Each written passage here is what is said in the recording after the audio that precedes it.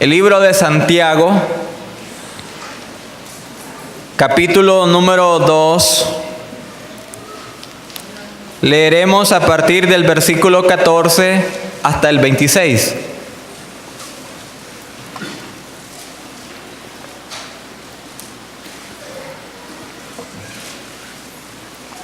Santiago, capítulo 2, del versículo 14 al 26.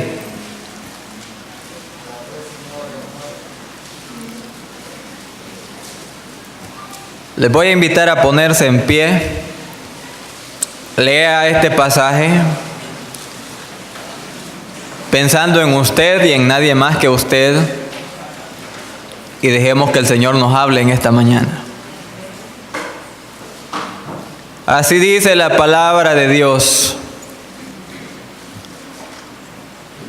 Hermanos míos, ¿de qué aprovechará si alguno dice que tiene fe y no tiene obras? ¿Podrá la fe salvarle?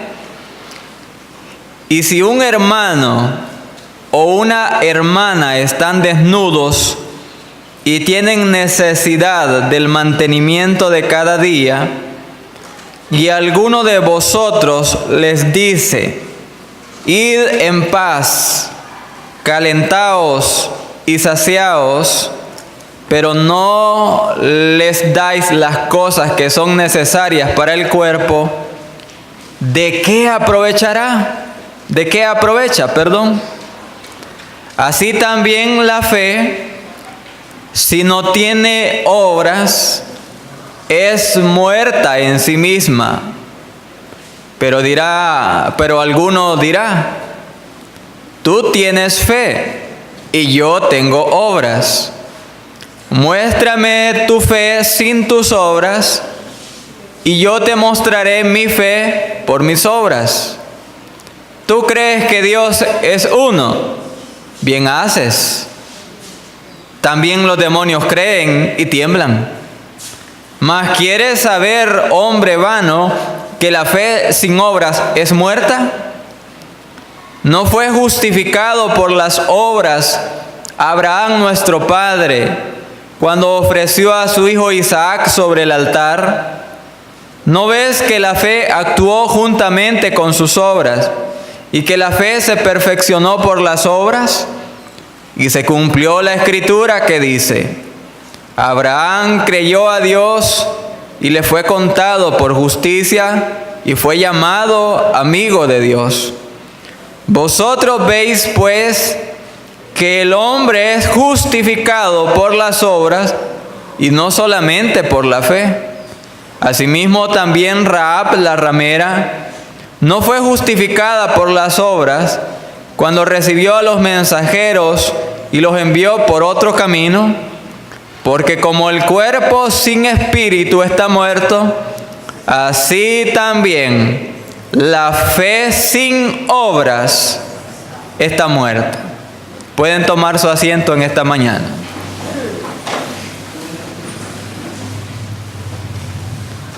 Le invito a que juntos pensemos en el tema viviendo una fe genuina en un mundo incrédulo.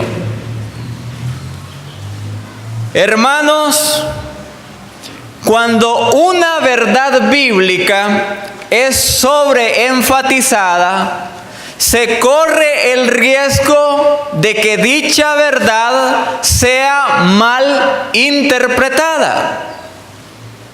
Nosotros, los evangélicos, sostenemos la siguiente verdad: que somos salvos por la gracia de Dios, y que las buenas obras de ninguna manera pueden salvar a una persona.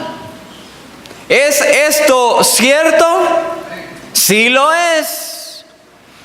Pero esta enseñanza doctrinal, esta verdad de las Escrituras, ha provocado que muchos creyentes eliminen olviden o disminuyan la importancia de las buenas obras como una práctica en sus vidas como creyentes en el Señor.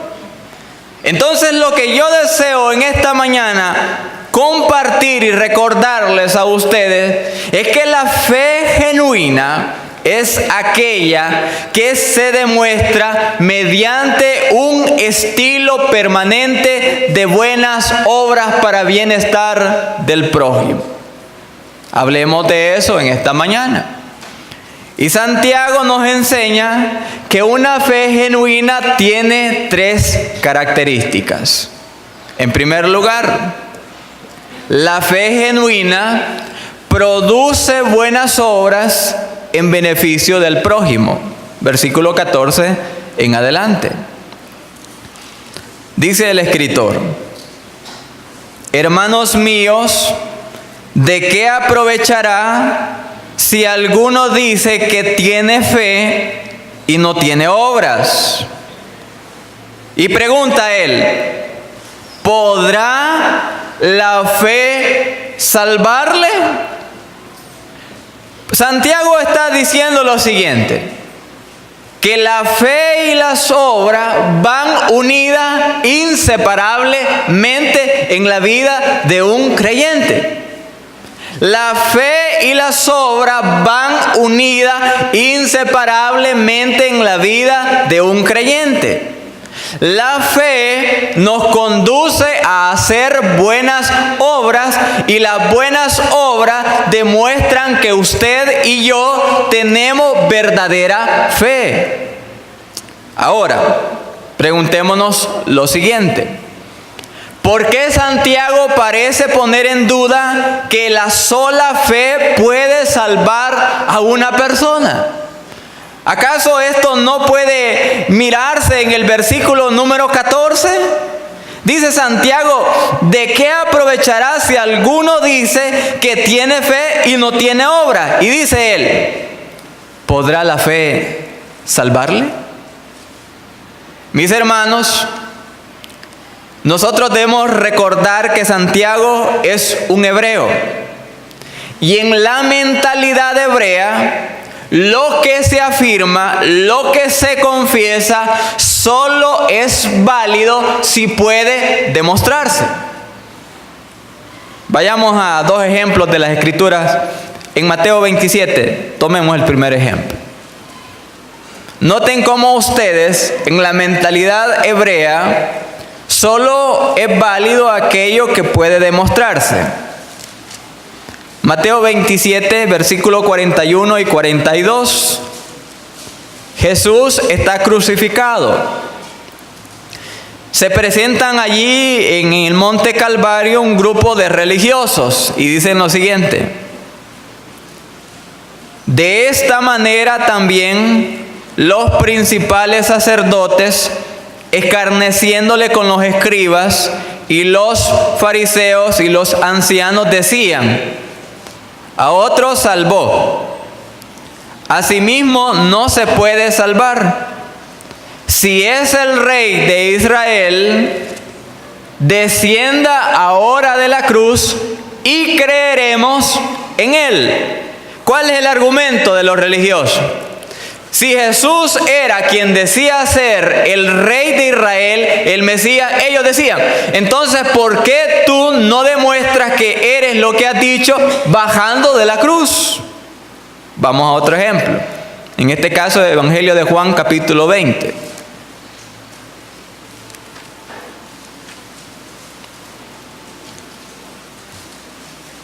Y aquí no son incrédulos los que piden señales para creer o piden una demostración para creer. Aquí es un discípulo llamado Tomás. Versículo 24 y 25, Juan 20, dice lo siguiente: pero Tomás, uno de los 12, llamado Dídimo, no estaba con ellos cuando Jesús vino, es decir, cuando Jesús apareció resucitado a sus demás discípulos. Le dijeron pues los otros discípulos: al Señor hemos visto. Miren la respuesta de Él. Él les dijo, si no viere en sus manos la señal de los clavos y metiere mi dedo en el lugar de los clavos y metiere mi mano en su costado, ¿qué dijo Tomás? No creeré. Es decir, si Él no me demuestra contundentemente que es verdad, que ha resucitado, yo no voy a creer. Es justamente lo que está haciendo Santiago. Y ahora lo ilustra él a partir del versículo 15 y versículo número 16. Él dice lo siguiente. Y si un hermano, estamos ya en Santiago 2, versículo 15 y 16. Y si un hermano o una hermana están desnudos, no tienen vestuario adecuado, y tienen necesidad del mantenimiento de cada día, es decir, no tienen alimentos, no tienen comida, y alguno de vosotros les dice, id en paz, calentaos y saciaos, pero no les dais las cosas que son necesarias para el cuerpo, Santiago argumenta y concluye con una pregunta retórica y nos dice a nosotros, ¿de qué aprovecha? ¿De qué sirve? ¿De qué vale? Hermanos, algunos creyentes espiritualizan las necesidades que observan en otras personas. ¿Ha oído usted esta frase cuando alguien está pasando en necesidad? Hermano, estaré orando por usted. ¿Ha escuchado esta otra? Confíe en Dios, Él le proveerá. Y tal vez esta otra. El Señor alimenta a las aves. ¿Cuánto más a usted que es su hijo? Imagínense que llega alguien a contarnos de que ha tenido a un familiar en el hospital y que debido a este mismo hecho su carga económica ha aumentado y no tiene para los pasajes, no tiene para llevar comida y atender a la persona que está en el hospital. ¿Qué deberíamos hacer nosotros? ¿Deberíamos orar por usted? ¿Confiar en Dios que Él le proveerá? ¿Deberíamos decirle, Señor, alimenta a las aves, le va a proveer para el pasaje? No. Lo que deberíamos hacer en ese momento, mejor, porque es la prioridad, es buscar nuestra bolsa, sacar, aunque sea un par de dólares y decirle, mi hermano, mi hermana, aquí tiene esta pequeña ayuda, espero que pueda servirle en algo. Hermanos, hemos oído la parábola del buen samaritano y nos indigna la actitud de ese sacerdote y levita. ¿Qué hombres esos? Que aquel pobre que estaba allí tirado, malherido, gimiendo, necesitando ayuda, lo miraron y la Biblia dice que pasaron de largo, no lo atendieron, no lo ayudaron. Y nos indignan el corazón la forma en que esos hombres hicieron caso omiso de una necesidad evidente. Pero ¿saben algo? Que a veces nos comportamos como ellos nosotros. Y tenemos la misma actitud, viendo a personas padecer necesidad y nuestros corazones no se mueven para poder tratar de ayudar a aquellos en necesidad. Y quiero decir con toda libertad lo siguiente. Muchos aquí tenemos vecinos pobres y tenemos closets llenos de ropa y zapato en abundancia. pero no hacemos nada para ayudar a esta gente pobre. Miramos a gente que no tienen alimentos como nosotros en el hogar y no tomamos la iniciativa para ayudarles. Cuando recibimos el aguinaldo, y ya va a ser el aguinaldo, lo primero que algunos piensan es en qué voy a comprarme, en lugar de pensar qué voy a regalar. Es decir, de que nosotros necesitamos, mis hermanos amados, vivir genuinamente nuestra fe en este mundo incrédulo y empezar a tener corazones más sensibles con los necesitados. Porque es probable que cada domingo usted se siente a la par de una gente pobre y Dios le ha bendecido a usted y nunca ha hecho nada por ayudar a sus hermanos en la fe. Si usted es una persona que ha recibido nueva vida en el Señor, demuéstrelo mediante buenas obras.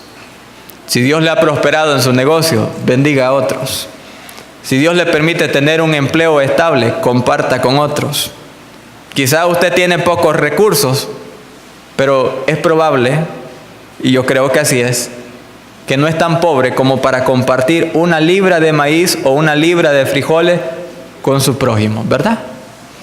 Entonces, la fe genuina, mis hermanos, es aquella que produce buenas obras en beneficio del prójimo. En segundo lugar, la fe genuina va más allá de un simple credo. Versículos 18 y 19. Dice Santiago: pero alguno dirá, tú tienes fe y yo tengo obras. Muéstrame tu fe sin tus obras y yo te mostraré mi fe por mis obras. ¿Tú crees que Dios es uno? Bien haces. También los demonios creen y tiemblan. Ahora, ¿qué es lo que está Santiago tratando de argumentar con sus lectores? Está diciéndoles de que la fe genuina va más allá que un simple credo, que una simple confesión religiosa. Fíjense, hermanos, que no es posible solo tener fe y no tener obras, pero sí es posible tener buenas obras sin fe salvadora. Voy a repetir lo siguiente. Como creyente es imposible que usted diga que tiene fe y no practica buenas obras. Pero hay personas, y esto sí es posible, que tienen buenas obras y no tienen la fe salvadora en el Señor Jesucristo. Ilustrémoslo con un pasaje del libro de Hechos. Cornelio, la Biblia nos dice que él era un hombre temeroso de Dios. Y no solo él, temeroso de Dios con toda su familia. Podemos inferir que él era un buen padre, que era un buen esposo. Era un hombre que oraba, que ayunaba y que hacía limosnas al pueblo. Hermanos, hablando de buenas obras, hablando de compasión, hablando de actos de misericordia, si así por esos méritos fuera posible ganar el cielo, Cornelio tenía las puertas abiertas de par en par. Pero leemos la escritura y sabemos de que el ángel se le aparece para decirle que mandara a llamar a Pedro, y Pedro había de predicarle el mensaje del evangelio por medio del cual sería salvo. Era bueno, pero no era salvo. Pero aquí Santiago está argumentando y saca un ejemplo, hermano, un poco fuerte. Porque Santiago era un predicador práctico y él dice lo siguiente, versículo 19. ¿Tú crees que Dios es uno? ¿Cuál es lo que dice él? Bien haces. Imagínense creer, hermanos, en la unicidad de Dios. Dios es uno, en la unidad de Dios. Pero Él dice después, también los demonios creen y tiemblan. Es decir, hermanos, que el asentimiento intelectual de la doctrina, es decir, asentir intelectualmente, es decir, aceptar o creer intelectualmente la doctrina bíblica, no conduce inmediatamente a la salvación. Los demonios están de acuerdo en las doctrinas, pero no por ello cambian. Por ejemplo, cuando Jesús estaba en una sinagoga en Capernaum, un hombre endemoniado le dijo: sé quién eres, el Santo de Dios. ¿Se recuerdan del Gadareno también, aquel hombre que estaba poseído por un montón de demonios? Ese hombre le dijo: ¿has venido para atormentarnos antes de tiempo? Los demonios sabían de que en un día Jesús había de juzgarle. Es decir, intelectualmente ellos estaban de acuerdo con la doctrina bíblica, pero eso no significaba de que la vida de esos demonios o seres espirituales cambiara. Y hay gente así en el mundo, de que creen la doctrina bíblica, pero su vida sigue siendo el mismo desastre. Porque no es el aceptar intelectualmente la doctrina lo que lo cambia a uno. Es cuando esta doctrina baja un poquito hasta nuestro corazón y ponemos en práctica lo que hemos aprendido. Ahora, hermanos, vamos a revisar 3 pasajes bíblicos. La doctrina debe producir una transformación real en la persona para que dicha doctrina en realidad sea efectiva en su vida. Y vayamos, estamos hablando de buenas obras. Efesios 2:10. Un pasaje donde se nos habla de la salvación por gracia. Pero ¿qué dice? ¿Qué implica esta salvación? Dice lo siguiente la Biblia: porque somos hechura suya, creados en Cristo Jesús. ¿Para qué? Para buenas obras, las cuales Dios preparó de antemano para que anduviésemos en ellas. Agreguemos otros pasajes. Tito, un poquito más adelante, Tito capítulo 2, del versículo 11 al 14. Nuevamente relaciona la salvación por gracia a una vida de buenas obras de aquellos que han recibido esta gracia. Tito 2, del versículo 11 al 14. Leo para usted si no lo ha hallado. Porque la gracia de Dios se ha manifestado para salvación a todos los hombres, enseñándonos que, renunciando a la impiedad y a los deseos mundanos, vivamos en este siglo sobria, justa y piadosamente, aguardando la esperanza bienaventurada y la manifestación gloriosa de nuestro gran Dios y Salvador Jesucristo. Noten lo siguiente: quien se dio a sí mismo por nosotros, para redimirnos de toda iniquidad y purificar para sí un pueblo propio, celoso de buenas obras. Allí en este libro, el versículo 8 del capítulo 3, Tito 3:8.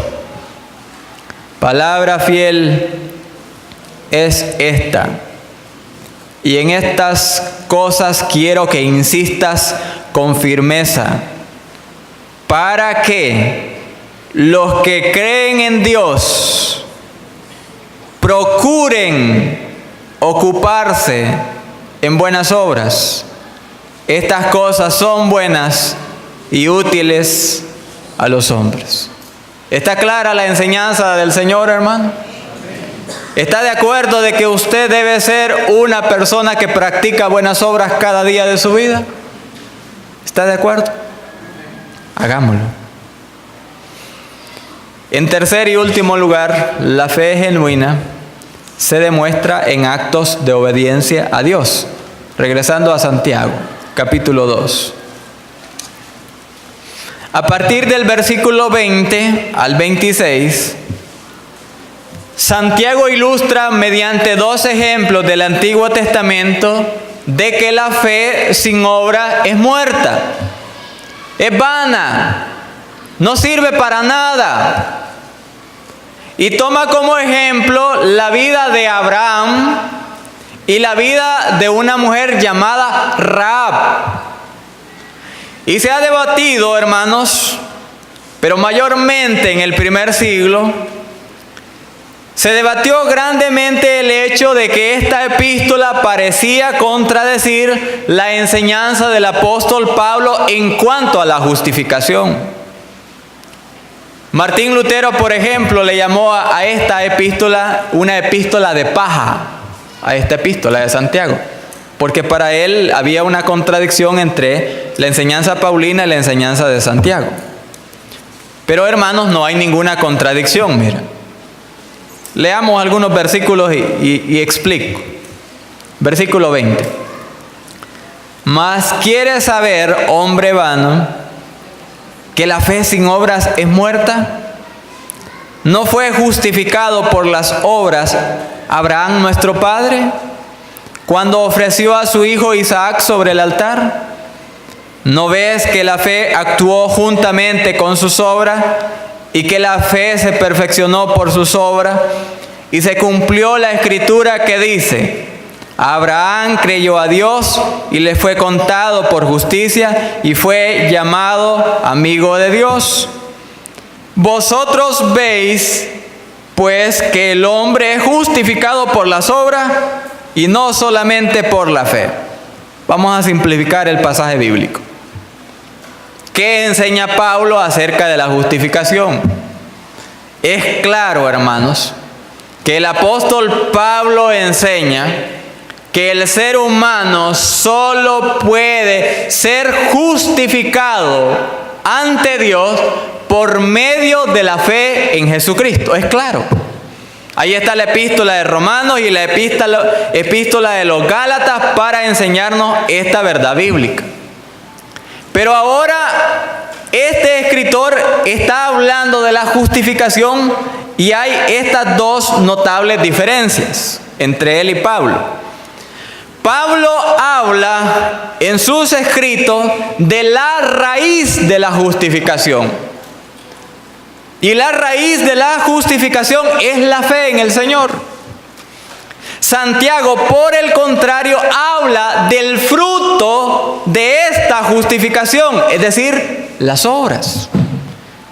¿Cómo un ser humano puede llegar a hacer buenas obras? Primero tiene que haber fe en Cristo en el corazón.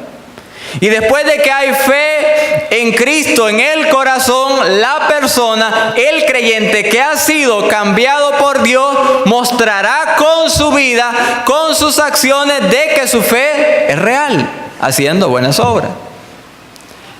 Pablo también habla de la justificación ante Dios, pero Santiago habla de la justificación ante las personas.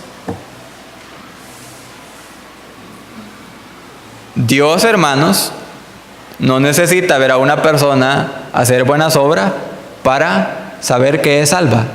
Dios no necesita eso, pero la gente sí. Imagínense a alguien que diga que es cristiano y es un malvado que no ayuda al prójimo, que tiene la oportunidad de hacer un favor a la gente y endurece su corazón. Que cuando alguien llega a pedirle un favor se molesta. Que bien se da los banquetes allí él solito, pero no se acuerda del pobre vecino que aguanta hambre. Entonces cree que la gente no va a creerle a tal cristiano. Por eso el tema se llama Viviendo una fe genuina en un mundo incrédulo. Porque el mundo necesita ver vidas transformadas para empezar a atender el mensaje que nosotros les predicamos. Nuestro mensaje no debe ser teoría. Nuestro mensaje debe ser una experiencia vivida que les demuestre a ellos que aquel que tiene a Cristo en la vida es cambiado por el poder del Señor, y el modo en el que vivimos, el modo en el que actuamos, el modo en que nos relacionamos con nuestra gente evidencia que el Señor ha hecho la obra en nuestra vida. Ahora, lo mismo ocurre con el caso de Rahab. Hermanos, ustedes saben de que Josué envió espías a Jericó, y esta mujer escondió a los espías para que no les dieran muerte. ¿Por qué ella obedeció? Porque primero había puesto su fe en el Dios de Israel. Y como ya había puesto su fe, por eso ella arriesgó su vida para librar a aquellos que habían de destruir la ciudad en los próximos días. Entonces leemos el versículo 26, donde dice: porque como el cuerpo sin espíritu está muerto, así también la fe sin obras está muerta. ¿Tiene vida un cuerpo sin espíritu? No, está muerto. ¿Tiene vida alguien que diga ser creyente y no hace buenas obras? Quizás no las hace porque nunca ha sido creyente, porque nunca ha experimentado en su propia vida el amor de Dios, porque nunca ha comprendido la misericordia del Señor, que así como Él ha hecho misericordia a nosotros, debemos hacer misericordia con nuestro prójimo. Iglesia, seamos creyentes misericordiosos, seamos creyentes compasivos, sensibles ante las necesidades de nuestro prójimo. Y yo quiero poner en esta mañana un desafío. Quiero que este mensaje lo llevemos todos a la práctica. Yo soy el primero. Elija una persona o familia a quien pueda usted hacerle bien durante esta semana. Yo le desafío a que haga bien a una persona, por lo menos a una familia, durante esta semana, y que mantenga esto como un estilo de vida suya para que nuestra fe en realidad brille en este mundo lleno de incredulidad. Vamos a orar. Padre Celestial, tu palabra, Señor, es clara de entender. Y a través de Santiago nos recuerdas de que la fe no se trata simplemente de asistir a cultos, de conocer ciertas doctrinas bíblicas. La fe real, Señor, es aquella que se demuestra. Y esa es la clase de fe que esta iglesia debe vivir. Dios, te pedimos perdón porque nuestros corazones son egoístas muchas veces y no pensamos en aquellos que gimen y están llenos de necesidad. Señor, por tu Espíritu, pon una convicción de pecado en nuestro corazón para arrepentirnos en esta mañana. Y por la gracia tuya, Dios, cambiar nuestra actitud. Que podamos reflejar al mundo la verdadera fe, esa fe que transforma, esa fe, Señor, que que va más allá de una profesión doctrinal y nos mueve a ir a un mundo en necesidad y mostrar al Dios invisible a través de buenas obras. Señor, si entre nosotros hay algún amigo, yo quiero que tú le hagas saber que nunca podrá ser bueno si su corazón no cambia, y que el único que puede cambiar un mal corazón es Jesucristo. Jamás, amigo, jamás, amiga, usted alcanzará la salvación haciendo buenas obras. Pero sí es posible que usted sea una gente que haga buenas obras si su naturaleza interior cambia, si le entrega su vida a Cristo. Si en esta mañana hay alguien que no ha conocido a Jesucristo como su Salvador, Jesucristo le llama. Él quiere salvarle y quiere transformar su vida. Él quiere en esta mañana hacer la obra en usted. Si usted nunca ha experimentado ese cambio en su vida, en esta mañana lo puede hacer.